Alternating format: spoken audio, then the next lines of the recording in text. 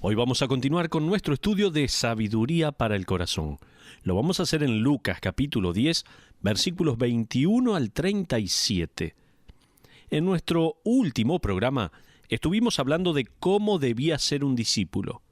En Marcos capítulo 6 descubrimos que ser un discípulo significa estar dispuesto, dejar de lado cosas y ser valiente y hablar con denuedo. Esas tres cosas significa ser un discípulo. Jesucristo envió a los discípulos de a dos. Ellos regresaron muy entusiasmados y comenzaron a contarle todas las cosas que habían hecho, incluyendo que habían predicado, que habían enseñado. La respuesta de Jesús es una reprensión llena de amor. Él les dice, tal como leemos en Lucas 10:20, no se regocijen en todas las cosas que han hecho, sino regocíjense en que sus nombres están inscritos en el libro de la vida. Ahora, en este punto, Marcos termina de contarnos esta historia y pasa a contarnos otra. Sin embargo, Lucas nos da más detalle de esa misma historia y nos dice qué pasa a continuación. Por esa razón, hoy vamos a estudiar un pasaje de Lucas. Como le dije, Lucas capítulo 10, versículos 21 al 37. Comencemos con Lucas capítulo 10, versículo 21. ¿Ya está? ¿Está listo o está lista? Vamos adelante, seguimos estudiando la palabra de Dios. Lucas 10:21 dice, en aquella misma hora Jesús se regocijó en el Espíritu. Es interesante ver que en 3 ocasiones en la Biblia leemos que Jesús lloró. Y este versículo es el único que nos dice que se regocijó. Esto no significa obviamente que él lloró más de lo que se regocijó en su vida, no. Sin embargo, esta ocasión fue tan significativa que el escritor del Evangelio lo está mencionando. Pero, ¿de qué se regocijaba Jesús? Se regocijaba en el hecho de que personas tenían su nombre escrito en el libro de la vida del Cordero. Eso traía regocijo a la vida del Señor. Fíjese en lo que dice Jesús en Lucas 10:21, y dijo, yo te alabo, Padre, Señor del cielo y de la tierra, porque escondiste estas cosas de los sabios y entendidos, y las has revelado a los niños. Sí, Padre, porque así te agradó. Subraye esas palabras, sabios y entendidos, ya que eso le ayudará para comprender la parábola que vamos a estudiar hoy. El contexto aquí es crucial para entender la parábola. Continuemos ahora con el versículo 22. Jesús allí dice, todas las cosas me fueron entregadas por mi Padre, y nadie conoce quién es el Hijo sino el Padre, ni quién es el Padre sino el Hijo, y aquel a quien el Hijo lo quiera revelar. Veamos, en este estudio, verdades acerca de un abogado. En este momento, un intérprete de la ley, o sea, un abogado, se pone de pie. Él está intranquilo y le hace preguntas a Jesús, porque Jesús acaba de decir un par de cosas que lo incomodaron. La primera cosa que pienso incomodó a este abogado es que Jesús ligó a la vida eterna con el conocerle a Él. Sin embargo, un abogado, un escriba, un fariseo declaró que la vida eterna está ligada a la ley. Estos hombres se sabían el Pentateuco, los primeros 5 libros del Antiguo Testamento memorizados. Se sabían toda la ley. Así que yo pienso que a este abogado le molestó que Jesús dijera, usted tiene que conocer a Cristo si quiere que su nombre esté escrito en el libro de la vida. Eso le incomodó. Otra cosa que creo que perturbó a este abogado es que Jesús dijo, todas estas cosas están encubiertas para los sabios e inteligentes. Si existe una persona inteligente y sabia en Jerusalén, se trata del abogado, el escriba, el fariseo. Jesús dice, Padre, Señor del cielo y de la tierra, porque escondiste estas cosas de los sabios y entendidos y las has revelado a los niños. O sea, los gentiles y los judíos que no habían memorizado toda la ley. Parece como si Jesús estuviera declarando que el Evangelio del Reino ha llegado a aquellos que están fuera del mundo de los intelectuales, sabios, inteligentes, o lo que diga su traducción de la Biblia. Entonces, en Lucas 10:25 leemos: «Y he aquí un intérprete de la ley se levantó y dijo para probarle». Las palabras para probarle allí son muy intensas. La razón por la cual pienso que este hombre se molestó es doble. En primer lugar, la manera en que este intérprete de la ley encaró a Jesús revela que estaba molesto. Este versículo dice que él habló para probarle. Esto bien podría traducirse como le interrogó para probarle. Creo que el evangelista no escribió todo lo que este intérprete de la ley le preguntó a Jesús. Probablemente lo que vemos aquí es la pregunta principal. Este intérprete de la ley seguramente habló en más de una ocasión con mucha habilidad en su oratoria de todas las cosas que Jesús estaba diciendo y parecían contradictorias con la ley. Quizás estaba arrinconando a Jesús con argumentos. Él lo puso a prueba. En segundo lugar, el motivo de este intérprete de la ley en su respuesta revela que él mismo estaba molesto. Fíjese lo que dice Lucas 10:25. «Maestro, ¿haciendo qué cosas heredaré la vida eterna?» Este hombre llama maestro y desde luego no lo reconoció como Señor. Pienso que su motivo estaba errado también. Él hace una pregunta muy difícil. ¿Haciendo qué cosa voy a heredar la vida eterna? Ahora, sería maravilloso estudiar este pasaje de la palabra de Dios y ver que al final este intérprete de la ley acepta a Cristo. ¿No es así? Él ha hecho la pregunta que usted y yo nos debemos hacer para asegurarnos de que nuestros nombres estén escritos en el libro de la vida. Todos deben de preguntarse: ¿qué debo hacer para heredar la vida eterna? Fíjese ahora en la respuesta de Jesús a este intérprete de la ley. Él le responde con una pregunta en Lucas 10:26. Él le dijo: ¿qué está escrito en la ley? ¿Cómo lees? En otras palabras, ¿cómo interpretas lo que lees en la ley? Es interesante ver que este intérprete de la ley no tuvo que decir: a ver, deme un minuto, permítame buscar en la ley Génesis, Éxodo. No, él la tenía memorizada, ya que inmediatamente responde en el versículo 27, amarás al Señor tu Dios con todo tu corazón y con toda tu alma y con todas tus fuerzas y con toda tu mente y a tu prójimo como a ti mismo. Este intérprete de la ley cita directamente del Shema.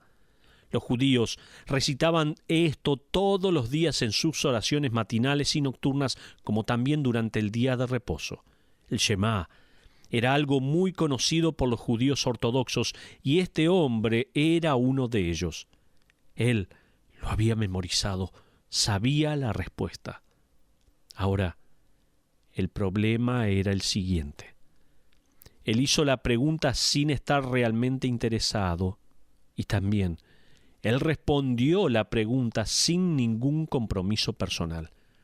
Fíjese en el versículo 28, allí leemos: y le dijo, bien has respondido, haz esto y vivirás.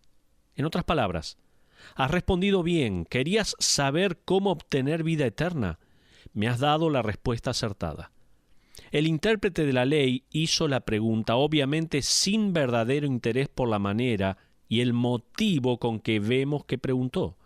Y luego dio la respuesta acertada. Necesitas amar a Dios con todo el corazón, con toda el alma y con todas las fuerzas y con toda la mente. Y Jesús le dijo, así es, haz esto y vivirás. Fíjese que el intérprete de la ley agrega otra frase de Levítico 18. Él cita la primer parte de Deuteronomio 6, pero luego agrega otra frase. Él dice en el versículo 27, y a tu prójimo como a ti mismo. Él no necesitaba agregar esto, pero lo hizo. Este hombre estaba cubriendo todo. Él dice, amarás al Señor tu Dios con todo tu corazón y con toda tu alma, y con todas tus fuerzas y con toda tu mente, y a tu prójimo como a ti mismo. Este hombre sabía exactamente lo que eso significaba. Jesús le pide que se comprometa personalmente al decir en el versículo 28, haz esto y vivirás. Sin embargo, fíjese en el versículo 29, pero él, queriendo justificarse a sí mismo, dijo a Jesús, ¿y quién es mi prójimo? Oh, si este intérprete de la ley hubiera dejado de hablar y hubiera preguntado, Señor, sé que dice que tengo que amar a Dios con todo mi alma, con todo mi corazón, mis fuerzas, mi mente, pero ¿cómo hago esto? ¿Cómo puedo amar a mi prójimo como a mí mismo? De hecho, cuando me fijo en mi vida me doy cuenta que no puedo. ¿Cómo lo hago? Él tendría que haber dicho eso y callarse la boca. Jesús entonces le podría haber dicho, podrás amar así a Dios cuando primero aprendas a amarme a mí. Podríamos haber visto en este pasaje una tremenda conversión de un intérprete de la ley. Pero en vez de este tipo de respuesta, el intérprete de la ley se siente intimidado. Él sabía que no amaba a Dios con todo su corazón. Él sabía que no podía amar a su prójimo como a sí mismo. Así que buscó defenderse diciendo, bueno, dime cómo es mi prójimo, entonces quizás veré cómo hacerlo. Pero veamos la respuesta de Jesús al intérprete de la ley. Jesús, en respuesta a este intérprete de la ley, cuenta una historia, una parábola. Y permítame agregar que él responde con mucho amor. Él podría haber dicho, esa no es la cuestión. Jesús le permitió hacer esto y luego adoptó una historia para suplir la necesidad de este intérprete de la ley. Fíjese lo que dice el versículo 30. Respondiendo, Jesús dijo, un hombre descendía de Jerusalén a Jericó. La distancia es de aproximadamente 27 kilómetros.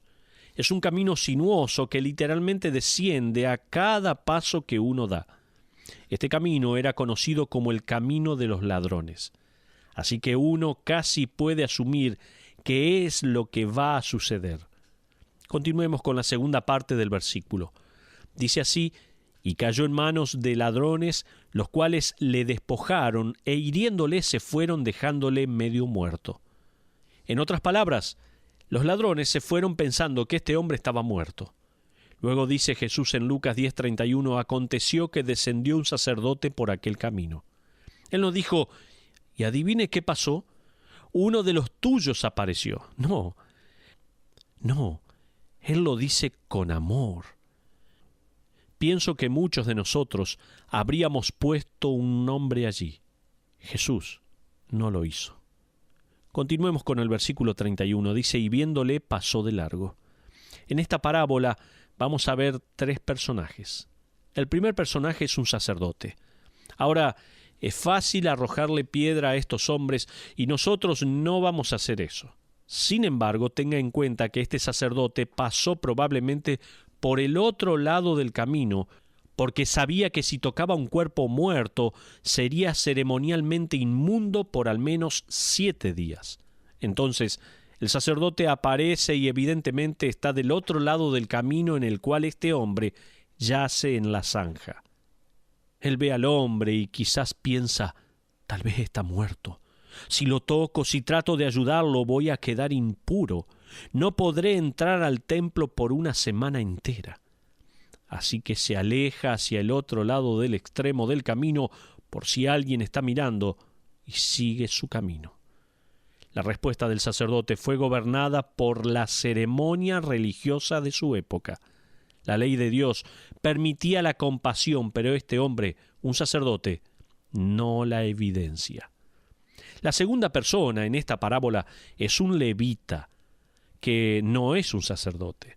Fíjese en el versículo 32, allí leemos, asimismo un levita llegando cerca de aquel lugar y viéndole pasó de largo. Ahora, es interesante que el levita hizo un poco más que el sacerdote. En el versículo leemos que al menos éste lo vio.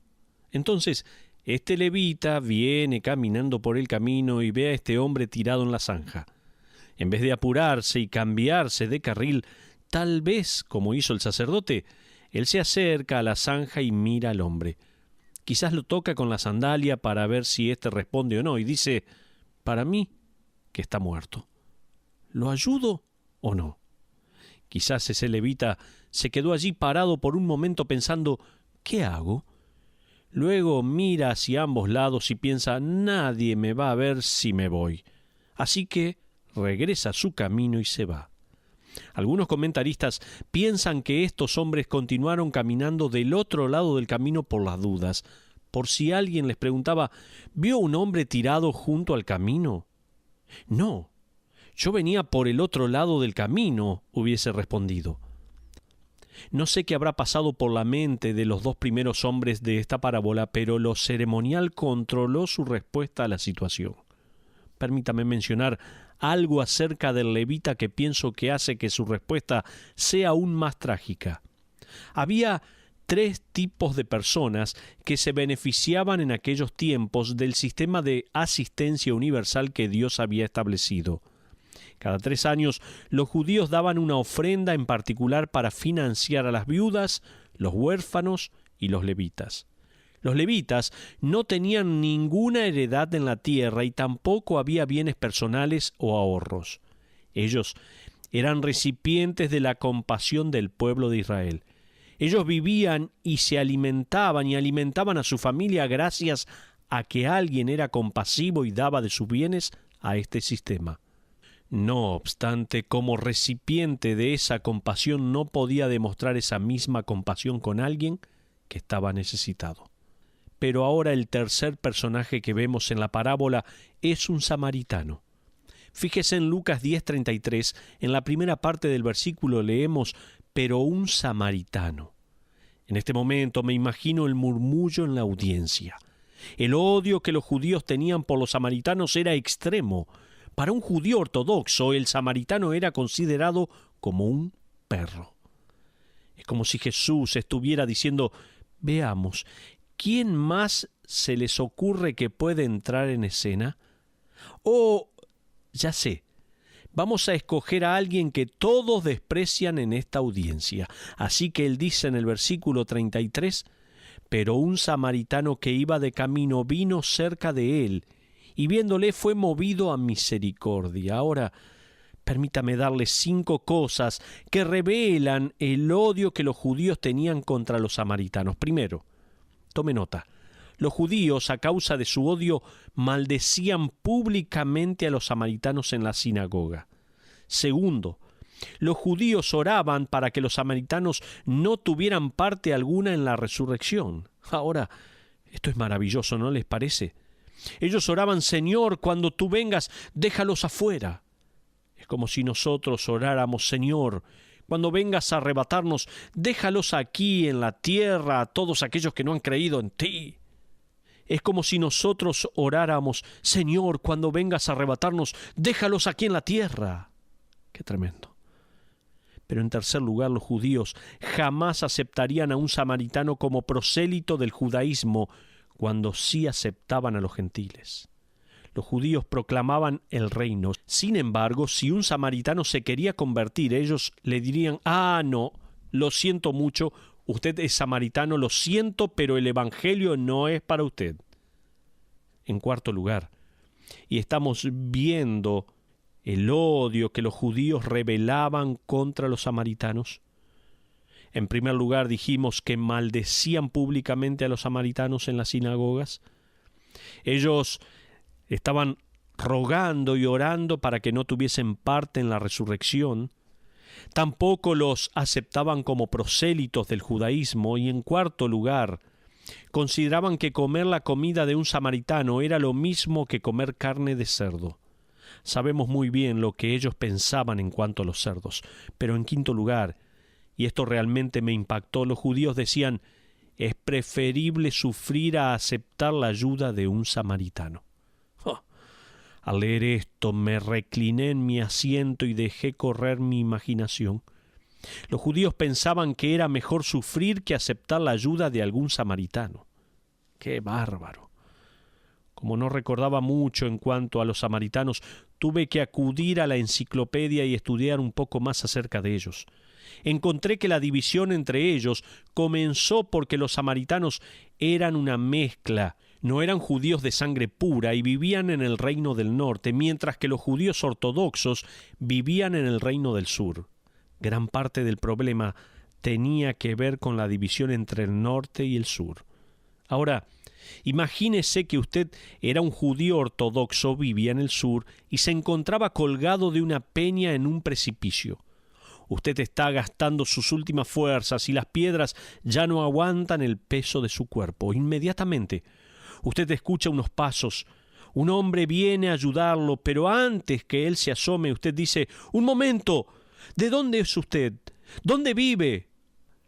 «Soy del norte», dice esta persona, y usted dice: «Déjeme morir». Es trágico pensar que estos hombres esquivaban a la persona herida junto al camino a causa de sus ceremonias. Pero qué maravilloso es pensar que este tercer individuo va a ayudarlo.